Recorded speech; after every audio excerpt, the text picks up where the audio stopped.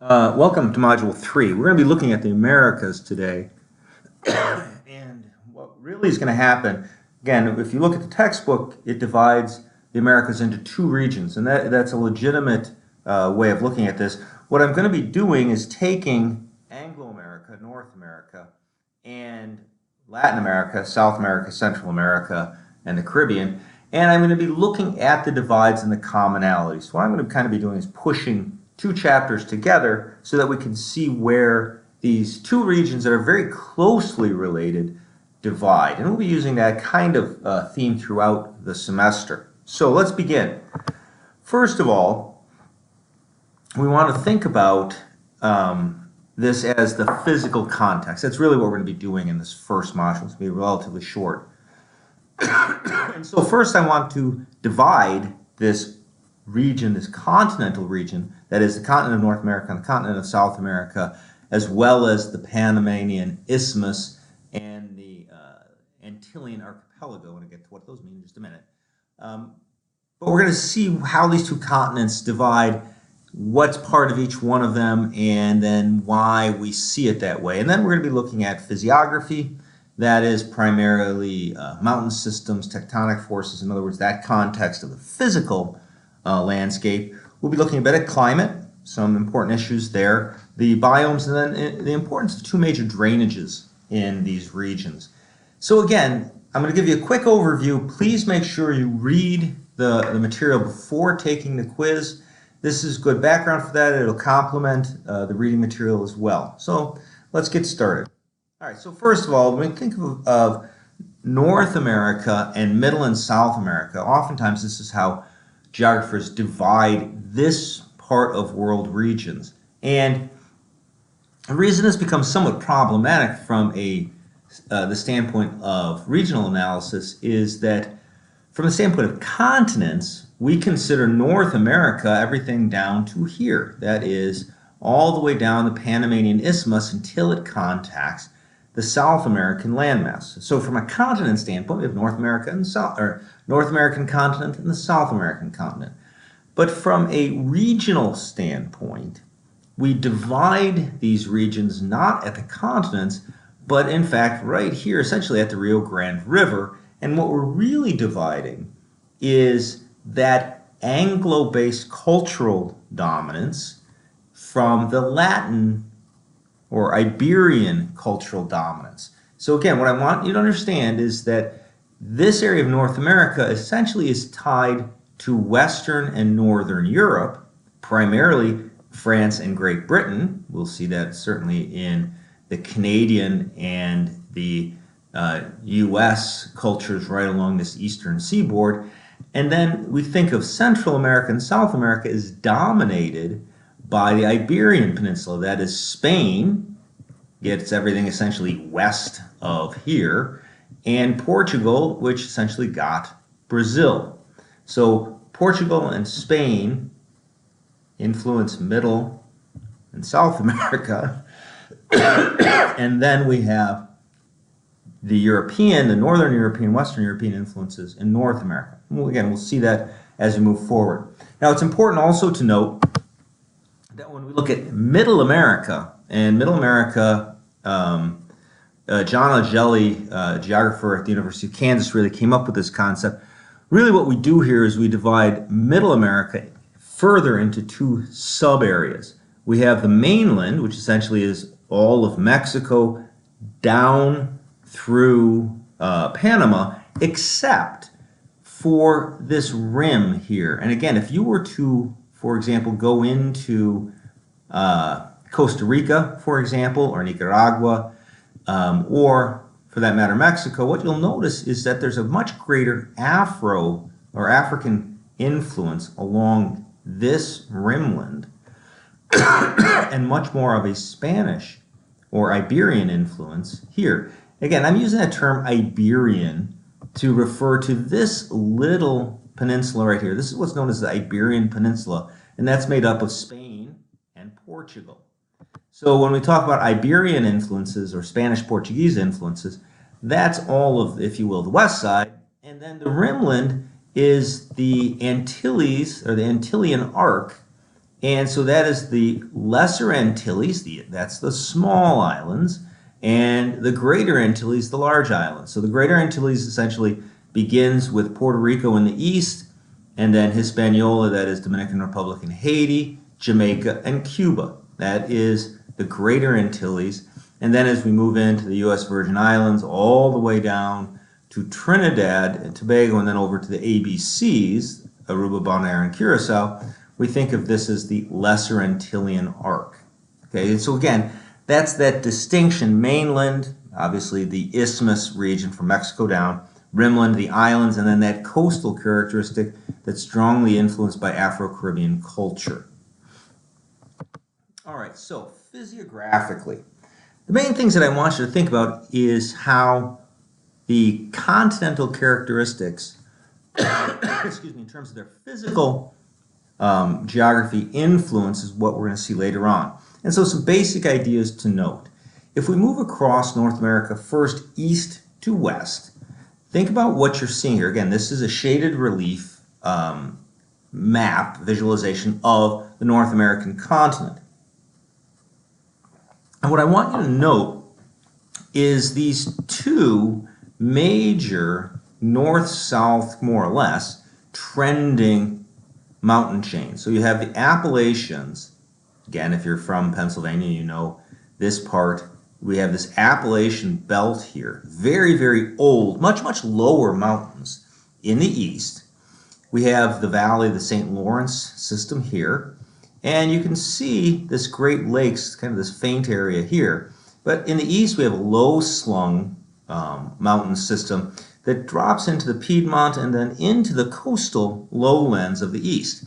Once you get over the Appalachians, then you're into a very, very broad valley, if you will, plain, that is dominated by the Mississippi Drainage, and we'll talk about that later. But then as you move further west, you run into the Rocky Mountain system here, or more broadly, what we call the North American Cordillera, big term for a large complex of mountains that essentially stretches almost from the Panama, the isthmus here, all the way through Central America. And again, right here, this is the Sierra Madre Oriental, that's east, and the Occidentals are here. But this valley in between these two mountain chains here, and this mountain system becomes the Rockies and extends all the way through Canada into Alaska. Now, if we drop off the Rockies, and if you've ever been over the Rockies, they begin to drop into this kind of this basin region here, and then they rise again in the Sierras and Cascades along the Pacific coast, and those extend down into the Baja Peninsula. Now, the middle orogeny differs from the coastal orogenies because here we have subduction, and not surprisingly, when we have subduction, you have much greater incidence of volcanoes. Again, most of the northern mountains here, including Mount St. Helens, rather famous, are relatively active in terms of their tectonics, and certainly in terms of their earthquakes, somewhat less active in terms of volcanism. But as we go down south, right here, most recently in the news, volcanic eruption in Guatemala, that in fact at this point we don't even know how many people have died from that. The other part in North America, you remember I said this is the Antillean Arc. Well, this is also a plate boundary. So if you think about plate boundaries, there's really one that goes right through here, and that's the Caribbean plate, and all along all of these small islands are very, very volcanically active, and many of them have been active in recent years. On the other side, of course, this area of subduction and sliding, we have transform faults here. All along here are active earthquakes.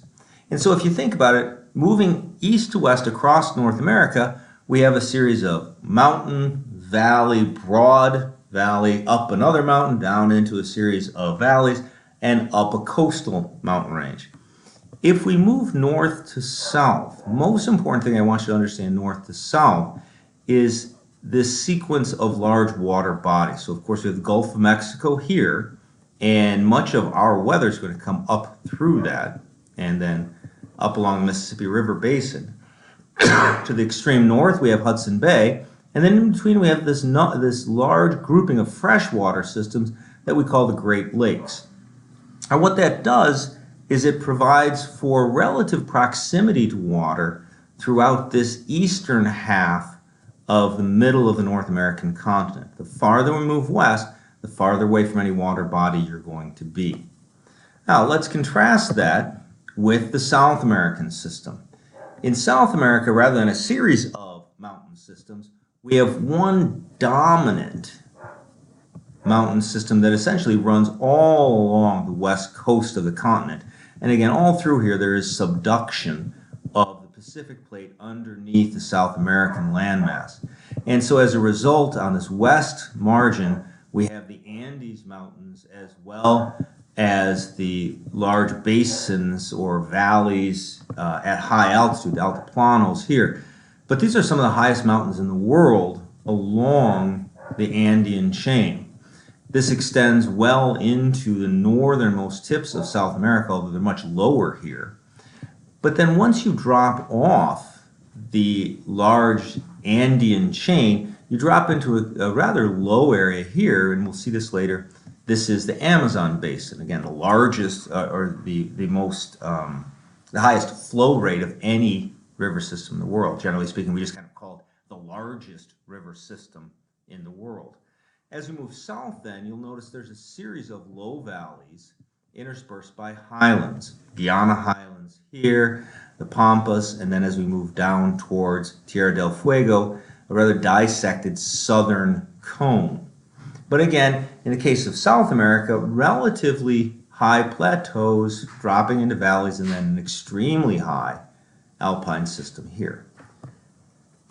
Now, what does that mean? Well, we see some rather different aspects in terms of climate. And I want to put climate context across the entire globe. And I'm going to look at a couple different variables here. So let's start with simple precipitation. And this is annual precipitation. That is the total amount of rainfall in a year between 1961 and 1990, so that's our average period. Okay? Now, when we look at this, a couple things that I want to point out. First of all, you'll notice again, annual precipitation in North America is highest in the east and it decreases westward. And that's again, as we talked about in our first two modules, largely that is what we call the continental effect or continentality. We have this area is very far from any water body. And not only that, and so that's the continental impact, but if we move in terms of our dominant weather patterns overall, much of our weather comes from the Pacific and moves east. Well, the problem is that we have this massive mountain chain here, and that essentially wrings all of the water out of those air masses that move from the west over the Sierras or the Cascades and then into that basin. All of this precipitation is largely produced either by air masses coming up from the Gulf or, excuse me, or over the Hudson. But this is where we get a little bit more of our moisture. Now, if you look at Central America and the rimland, you'll notice that essentially this area is significant precipitation throughout the region. And that's largely because of its location in large warm water bodies. The Gulf of Mexico, the Caribbean Sea, the equatorial Atlantic and Pacific are large warm water bodies, and they produce consistent precipitation. Now you will also notice though, as we look at South America, the Amazon basin, extremely high levels of precipitation, but on the Pacific side of the Andes, what we have is a very different way of kind of seeing how things happen. Right here, what we have is a barrier, an alpine barrier, and any water, in other words, moisture in the air that moves across the Amazon basin is going to get wrung out as it ascends over the Andes. And this side of the Andes right here is in fact one of the driest places on the planet. This is what's known as the Atacama Desert. And this is a lee-side desert that is made further dry because of its location, what we call the horse latitudes, and that is right here. You'll notice that roughly at the same latitude, the Sahara Desert exists right here across this entire area. So in both cases, these are latitudinal deserts. In the case of the Andes and the Atacama that's also to a large degree because of that mountain barrier. Now, let's take a look at it a little bit more in detail. Again, if you notice, annual precipitation in North America is focused in that Mississippi River basin. And once we hit about the 100th meridian, right here, 100 degrees west longitude, we essentially will see that that's where we end enough precipitation for agriculture without irrigation. You'll notice, though, that this extreme dryness really is limited to the United States. In Canada, we have a significantly greater amount of moisture kind of running up along that front aspect of the North American Cordillera. You'll also notice right here this extremely high amount of precipitation right along the Pacific West Coast. This is what we call a marine West Coast climate, meaning that essentially it rains all year, but the majority of that rain is concentrated in the winter months. Now again, let's take a look at that in the context of South America. In South America, much larger area of extremely high precipitation. In fact, so much precipitation in the Amazon basin that it makes it almost very difficult to convert this land into agriculture. It's so warm and so wet that any nutrients in the soil are really washed out. The other point I want to make, though, is that precipitation actually drops off rather dramatically as we move southward.